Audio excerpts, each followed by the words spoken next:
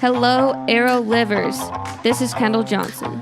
Welcome to the Arrow Living Female Athlete Podcast. What is Arrow Living? A motto, a mindset, a way of life. Based on the quote, an arrow can only be shot by pulling it backwards. In life, when you are faced with difficulties, it means it's going to launch you into something great, so just focus and keep aiming. On the Arrow Living Female Athlete Podcast, I provide interviews, stories, and tips to empower female athletes to play and live in the most authentic and fulfilling way possible. So let's get to it.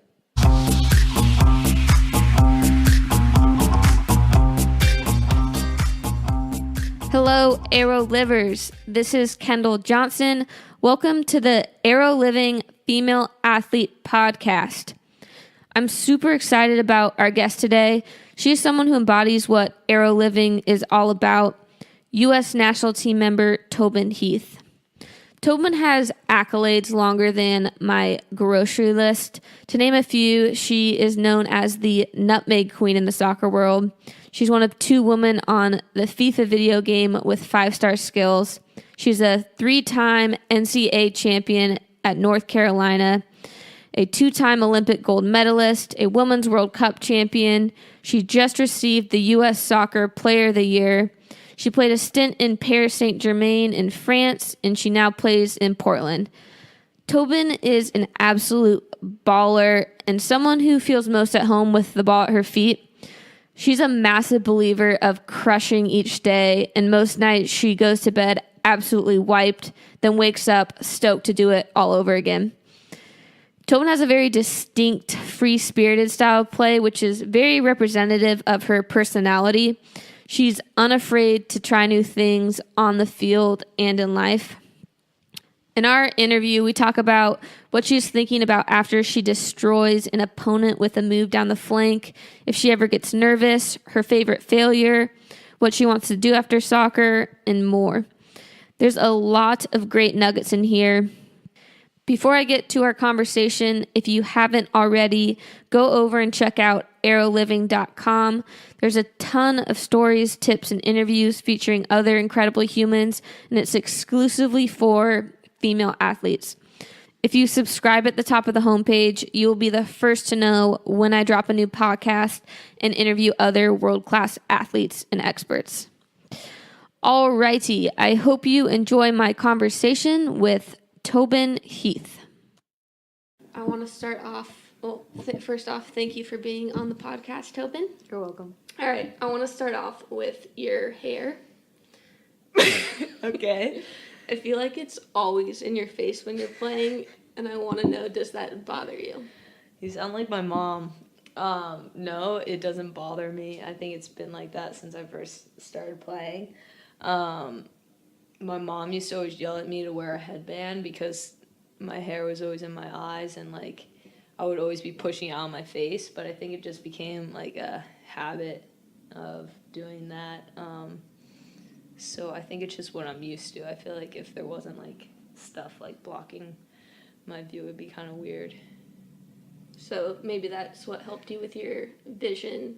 Now you have such good vision on the field, and you really just wanted to challenge yourself while you're young, so you just have superior vision now that you're... Maybe. I think it was just I didn't want to wear a headband, so I was just kind of rebelling against my mom.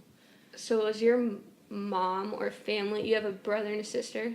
Brother and 2 sisters. 2 sisters, yeah. Were they as laid back, or are they as laid back as you? I would say my brother and I are similar in demeanor, and my sisters are pretty, they live on a higher frequency, so to speak. What about your parents? My parents are pretty chill, actually, thinking about it. Nobody really asked me that question. My mom is, like, the most positive woman ever. And I'd say my dad is pretty chill. So, like, when you were younger, if you were to light your couch on fire, would your mom be like, oh, honey, it's chill, we'll just get a new one? Or do they have strict rules? No, there weren't, like, strict rules in my household. but I don't think my mom would appreciate me lighting anything on fire. But I think I definitely tested those boundaries of what I could or couldn't do. But my mom wasn't really like the screaming type. She would be more the just like, I'm disappointed in you type, which was like way worse. Mm-hmm. I feel yeah. So when you started playing soccer, were you instantly obsessed? Yeah, it was. I was hooked right from the start. It was when I was 4, and like I can kind of still. It's kind of weird and surreal, but I can still feel like that same feeling I had then when I first touched the soccer ball, and it was just kind of like this instant connection and that moment where I realized like, oh, this is something that I was kind of born to do. So that obsession, was that just for soccer? Do you have a tendency to want to master other things? I think in terms of like an obsession, it was pretty much just for soccer. I was always I loved kind of being outside and building things and playing all different types of sports. But when it came to just like the one thing that I always wanted to do, it was soccer. And like I would say the rest of kind of life and the passions that I've acquired have been something that I just enjoy doing from time to time. But soccer is just like that one obsession that kind of always keeps me coming back for more. That's cool. Growing up, did you have any one person in particular that was most influential to your career? I was really blessed with good coaches from like the beginning. I think growing up in New Jersey, which is a hotbed for youth soccer, I was just really fortunate to grow up in an environment that just had good coaches. That's the only way I can describe it, because even still to this day, I've been coached by a lot of coaches and some of the best coaches in the world, and I can honestly say that my youth coaches were up there among the best coaches I've ever had. Did you know at what age, I guess, were you like, I want to make the national team, or did that ever come on your radar? Were you just playing because you loved it? I never had these like dreams of making a national team or being a professional soccer player. I just had like this intense motivation to play and just see like how good I could be at soccer, and I feel like I kept kind of like breaking each boundary that I had. I didn't ever like have this goal of making the national team or being a professional athlete when I was younger. I think I just wanted to play and see how good I could be, and I don't think I ever really had these, like, all my kind of ideas of like how to get better were kind of right in front of me, in terms of I would see a player that was better than me and I would want to learn how to be better than them. And in terms of like making the next team and making like the older age group and stuff like that, those were always kind of like those like tangible goals. I think in the back of my mind, like I always wanted to be on the best team and compete at the highest level, because I think that's where like my true ability was. But I don't think I ever really like had that.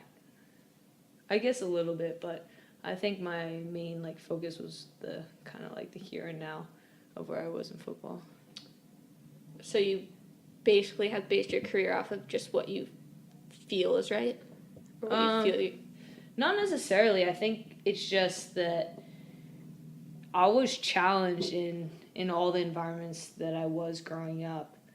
Like, I guess the ultimate challenge would have been making like the best team, which was the national team. But I think in my own, I kind of just took each step. You know, I don't think I ever got ahead of myself. I always believed I in my ability, but I think that I always kind of had a challenge right in front of me, and maybe in the back of my mind I had this great dream of playing for the national team, but it was the little dreams in front of me, I think, that I continued to focus on. So when you went to North Carolina, after that, what age did you get called into the national team for the first time? So the first time I got called in was when I was a freshman at North Carolina, and this was before the 2007 World Cup with Greg Ryan, and I got called in for a few camps and didn't make any rosters, and then my first cap with the national team was in, I think it was 2008 when I made the Olympic team in 2008. Were you nervous at all? Do you get nervous? I don't think so. So when you get... So I think, like, I don't ever get nervous on the soccer field. That's the place that I feel like the most at peace and the most, like, the place where I feel I'm most like how I should be, like myself. But I'd say, like, everything that has kind of come with playing at the highest level has probably made me more uncomfortable in terms of kind of being in the spotlight and having to do interviews and appearances and stuff like that. I don't think I was ever made for that, but for playing, I think that's my jam. Mm-hmm. How do you deal with that pressure off the field? I think I like to live kind of the way I like to live and not how kind of everybody expects you to live when you're a certain person. I think I haven't changed since I was little, and like the things that I like doing, I still do, and I've kind of tried to remove myself from those expectations of other people off the field and just focused on living the way that I think is best, and then pushing myself obviously on the field.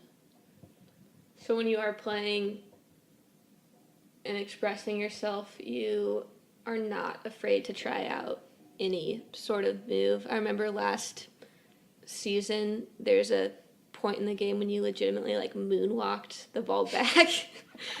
Do you remember that? It was like literally a dance move. But okay, when you're doing that, what is going through your mind right before you've just absolutely destroyed a player and then after? I don't think there's any real like thoughts that go on in my mind before or after that kind of stuff happens. I think that all that kind of stuff that I do, like when everybody sees me do it, like I've been doing since I was little with a ball. And I think there's just like certain moments in the game when like that kind of expression comes out.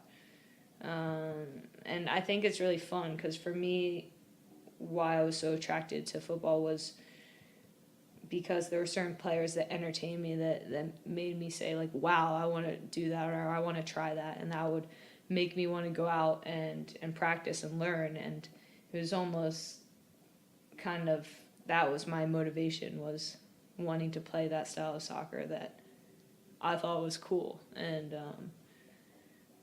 I think as like you kind of get older, everything starts to become more like black and white, how you should do things. And I think I always wanted to live in a little bit more color. Do you think you were born with your special skills, or is it something that has developed over time, or a combination of the two? I believe it's a combination of the two. I think I was born with a gift or a love for this sport, but it was all the time that I spent with a ball or watching, and kind of, to be honest, even the like annoying stuff like fitness and working out, all that kind of stuff. I feel like you could have all the gifts in the world for something, but if you're not willing to put in the effort, like you're not going to go anywhere, because I've played with plenty of players that I thought were extremely talented and better than me, and somehow or another, like they stop playing.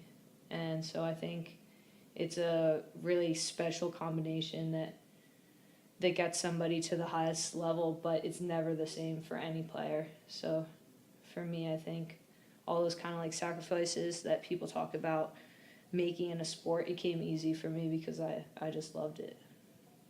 So do you think that's the key to becoming the best at soccer, whatever you want to do, is just really having this love for what you do and just feeling like it's what you're meant to do? Or can people... Yeah, I would say not necessarily, because I mean, I've met like a lot of people that don't share the same motivation for me as me. That I just think it works for my personality and how I am, because the way other people approach the game, I don't think I could ever have been like that. So I think it's definitely unique, but for me, that's what worked.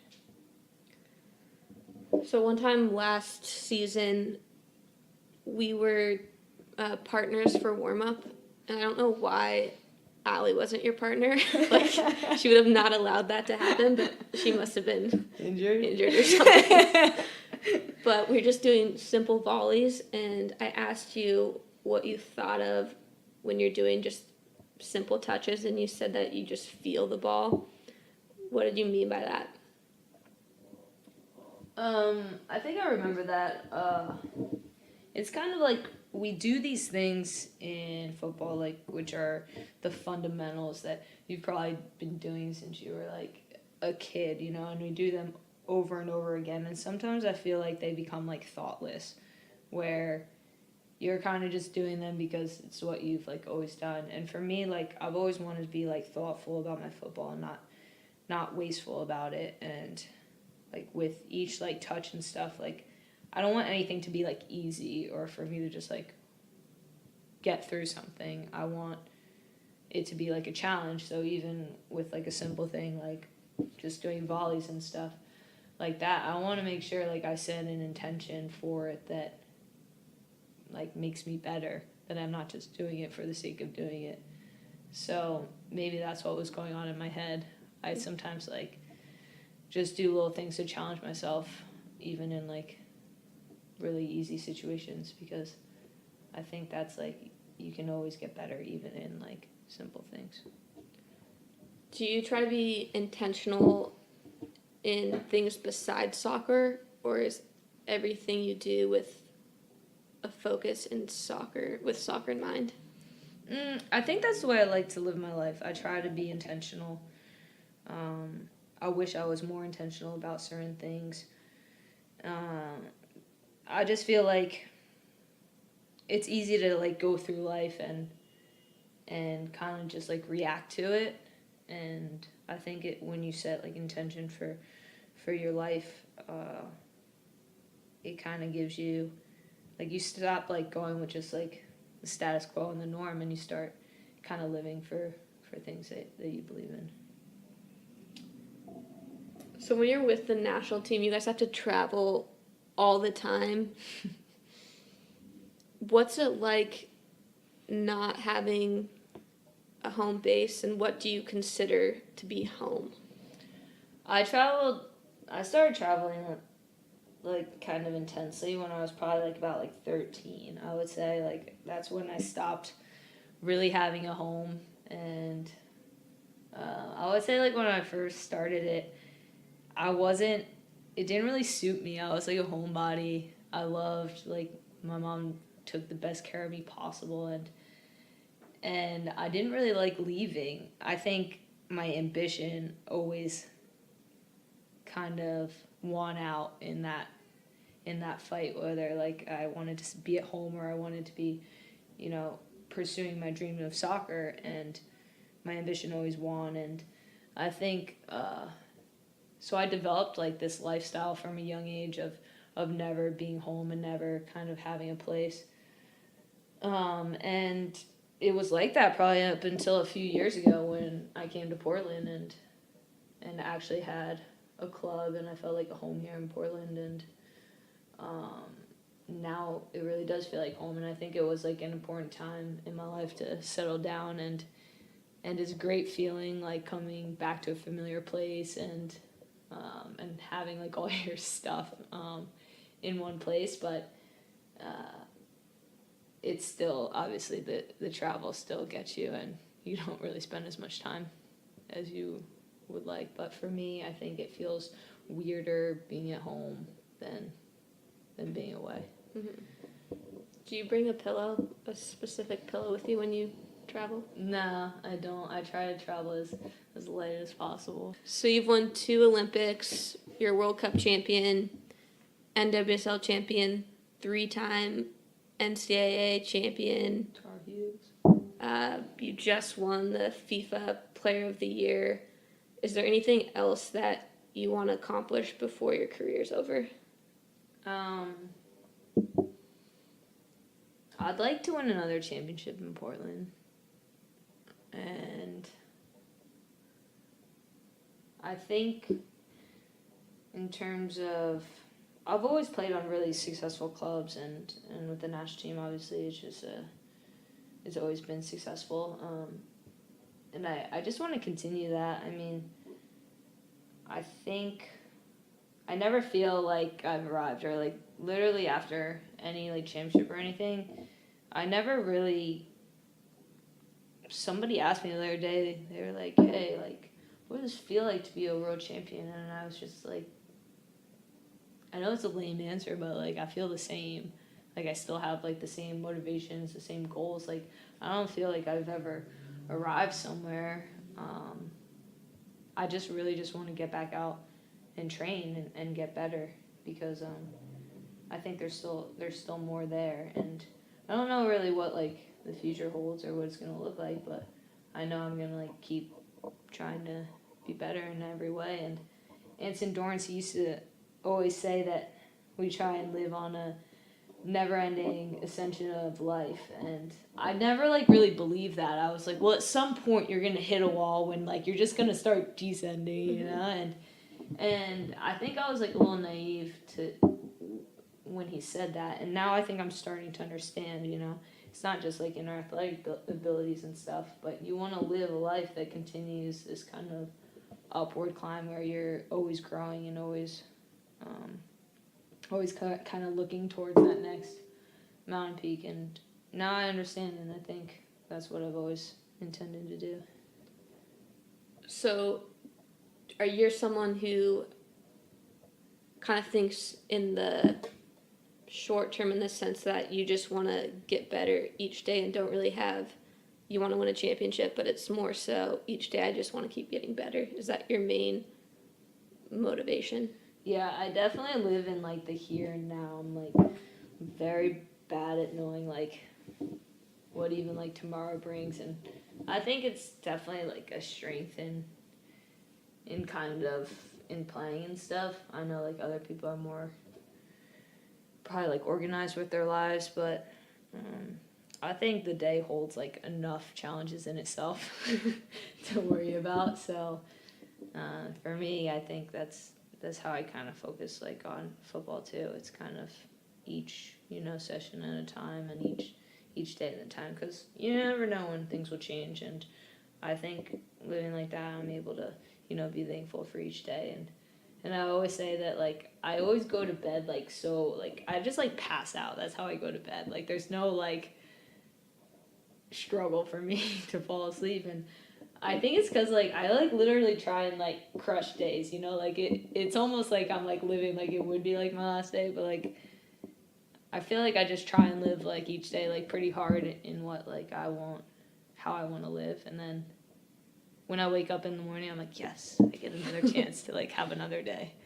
So when you wake up, do you have a general plan for the day, or is it just Nowadays it's hard. You gotta schedule things. You gotta, like, know what time you're getting on the field and stuff. With the national team, obviously, we live such, like, a scheduled life. but I never really felt like I had to like make up the schedule. It almost felt like somebody else's schedule that like I knew where and when to be. But when it comes to like free time and stuff, like that's always like my time. But yeah, when I wake up, I usually have kind of a general idea of what I'm supposed to be doing, and unless it's a free day. Do you have a morning routine? I have no morning routine at all. I'm not really a morning person. I'd say I'm more of a night person. But I just need coffee in the morning. That's about it. Do you have a certain kind? Depends. I mean, I'm really not that picky. I'll kind of drink whatever's like in front of me. But here in Portland, you kind of become a coffee snob, and it's nice to be able to like go so many places and get really good coffee. Do you have a favorite Portland? I would say I like Northwest Coffee House. I really think they have the best coffee. They are good. What do you do in your free time? That's an awesome question, and I feel like it's always different. I love to read. I love to play games. I love to go outside. I love to go on any kind of adventure possible. Like, if anybody was like, hey, you want to do this? Like, I'd say yes. I'm pretty spontaneous, and I really feel like there's just, like, a lot of fun to be had in anything and everything, and I really enjoy, like, learning new things and learning from different people's experiences, so I feel like I'm kind of just, like, a lover of life in general. What's the craziest adventure you've been on or activity that you've done? Define crazy, like I almost lost my life crazy, or like just something that stands out, maybe something that someone was like, oh, do you want to do this? And you're like, yeah, sure, and you went, and it was just incredible. I can't think of anything off the top of my head, but it sounds familiar. You know, I've had one of those at some point. Do you have a favorite book? Yeah, my favorite book, Shantaram. I also love Count of Monte Cristo. And right now I'm reading Atlas Shrugged, and it's like I'm only a quarter of the way through, and it's already one of my favorites, which is really cool. So like usually when I start really liking a book, I like kind of slow down because like I don't want to finish it, but I generally try and read like all the Pulitzers. Yeah, and yeah, whatever people like recommend usually, but I like to read a lot. Nice. What is your greatest accomplishment? I don't know. I think that like I find more accomplishment in like not necessarily in championships and stuff like that, but in kind of the journey of it. But if anything, kind of my life goal would be like to change the culture of soccer in America, and I feel like through like my football I try and do that, and I just kind of want to pass down like to the next generation something better. And I think in terms of I'll say like one thing that I'm really proud of that was like really fun is that my senior year in college I had this awesome class and like group of people. We were so tight. It was like a family, and I just love them. And we were able to win our final game together in college. And there's only obviously like one team that gets to do that. And it was just like a really special 4 years for me, and to kind of finish like that was like you can't really like. I mean, it's like something that you watch like in a movie, you know, and it was really special to be able to do that because,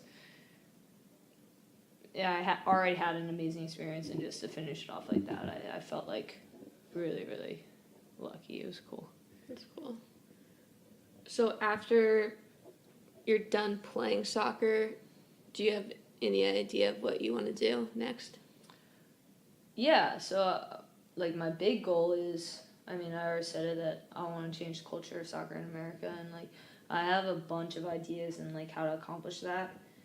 And part of that is like I want to be in charge of development in this country for soccer, because I think we've kind of gone off a little on the wrong way, and so much about like American sports in general is about like results and stuff, and I don't necessarily agree with that process, because as a kid you want to develop in a certain way, and I think when you start putting results onto things, you lose that like creativity and that ability for a kid to just go out and play in an unorganized way. Like nowadays everything's super organized.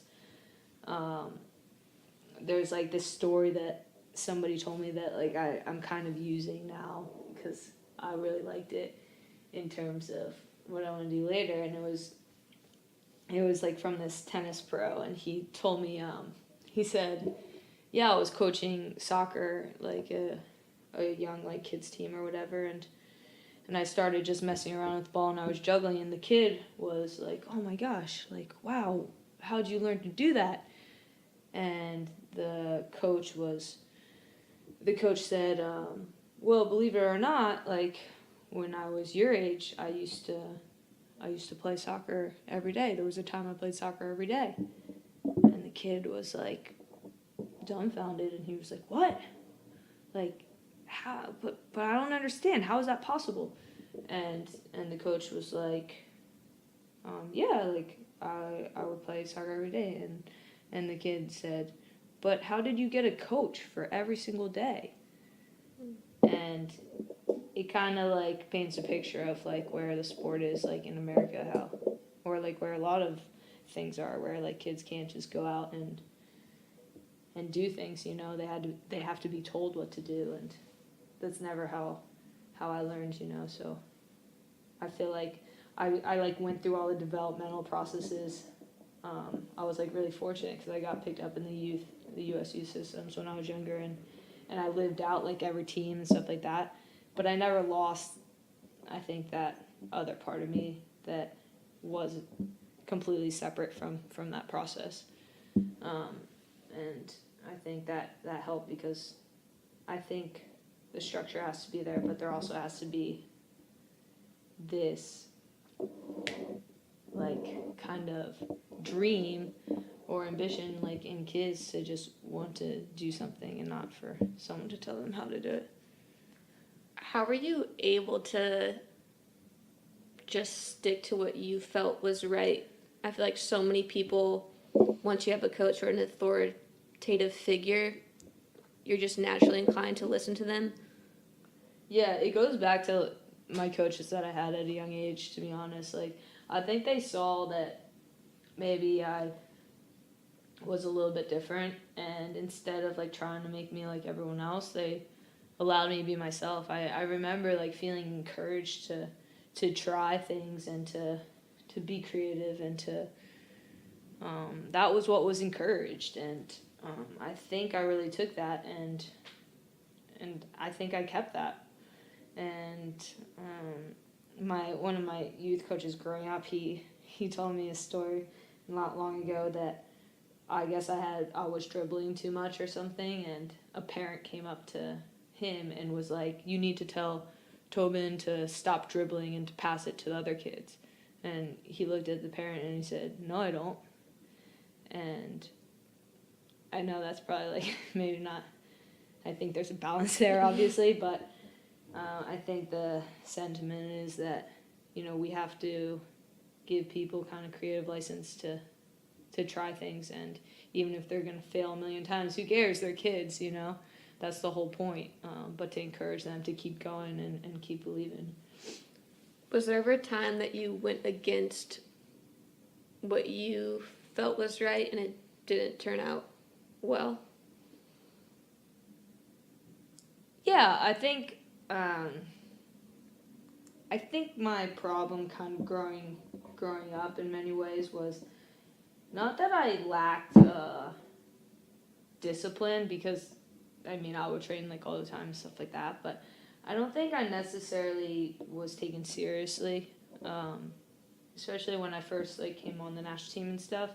I think because I had this like laid back kind of I don't really care style and philosophy, I almost like, and I was young obviously, I wasn't taken serious, and I think that kind of hurt me because inside I had this like huge drive and motivation, but I think from the outside it confused people sometimes because I would just like to mess around with the ball a lot, and I think like through the process, you know, I had like a learning curve in not just kind of playing soccer the way that I felt like it, but there's kind of a time and a place for everything, and I think that was kind of part of the maturing of my football. Mm-hmm.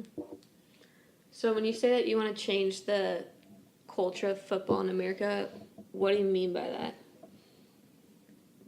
I mean that we have, well, first off, I want football right now in America is just like a white privileged sport, and if you look at like all other countries all over the world, it's not like that, and I want football to become accessible to everyone, but not just accessible in the way that you're provided the best coaches and the best facilities and the best everything. I want it to become part of our culture to want to go out and play. Like, all you need is a ball and nothing else. And I want to be part of a campaign for encouraging kids to go out and play. And then also I want to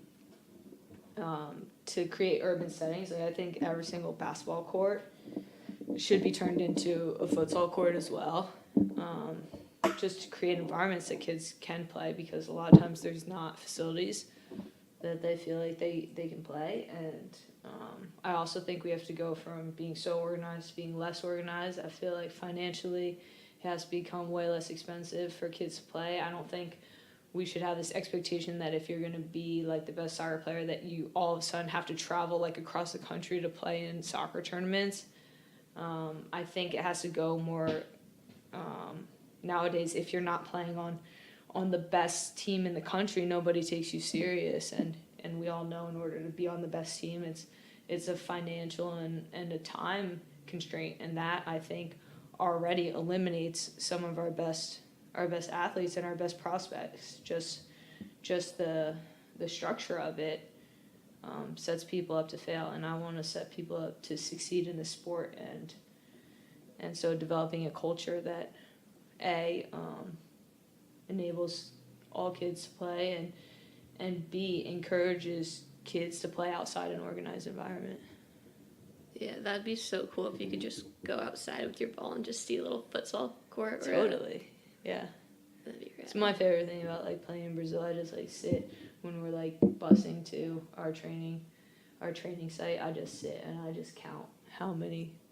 It's everywhere. Futsal fields I see, and like they're not anything what you think they should look like.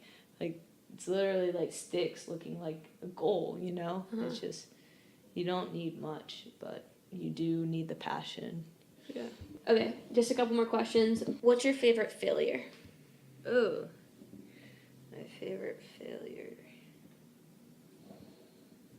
I mean, I guess my most recent one, which would be losing the Olympics and not really doing well as a team. I think that one was really hard for me because I've been fortunate because every world championship I played in, we've reached the final.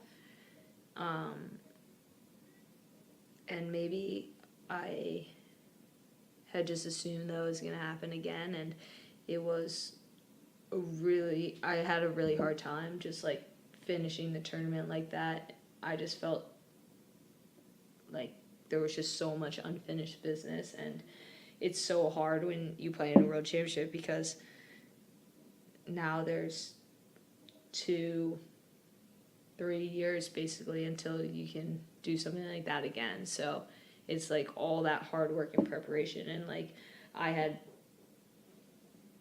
like, if I look back at, like, my preparation, like, yeah, I can't say anything against it, you know, and football sometimes is brutal, and I think that's what's so hard is, like, that unpredictability about the game sometimes that gets you, like, where it really hurts. Mm.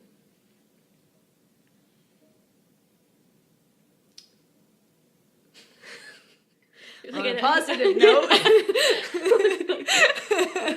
Okay, is there one simple tip for female athletes that you can give them that they can apply today to help enhance their life?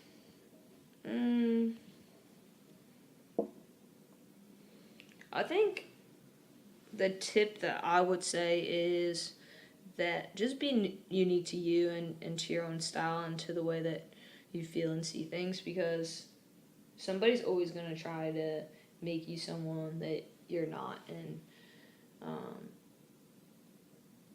I think as much as you can find the motivation inside yourself to be who you are and the kind of athlete you want to be, that's the most important thing.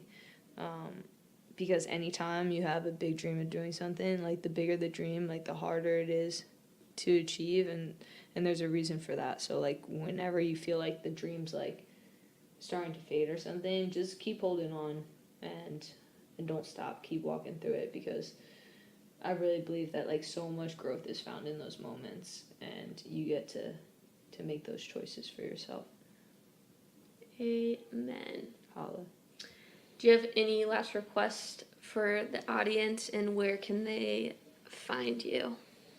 You can find me at Providence Park whenever the Thorns are playing. Love it. Thank you very much for coming on. I appreciate you taking this time out of your very free-flowing day. Thank you. Peace. I hope you enjoyed our conversation today. For the show notes of this interview and every other episode, head over to arrowliving.com/podcast. Also, I would be so very grateful if you took 2 minutes and left me a review on iTunes to let me know how you like the podcast. One last thing. Today is Friday Feels. Would you enjoy a short email from me that provides some of the coolest things I've been feeling this week? That could include a mindset technique I'm implementing, workout music I'm jamming to, a book excerpt I'm pondering, whatever I'm currently obsessed with, which changes very frequently. It's a quick read, then head over to arrowliving.com and subscribe. I'll also send you a free gift of the top 10 books I believe every female athlete must read. That's arrowliving.com. Just enter your email and I'll send it your way. Have a great day if you want to, and keep arrow living.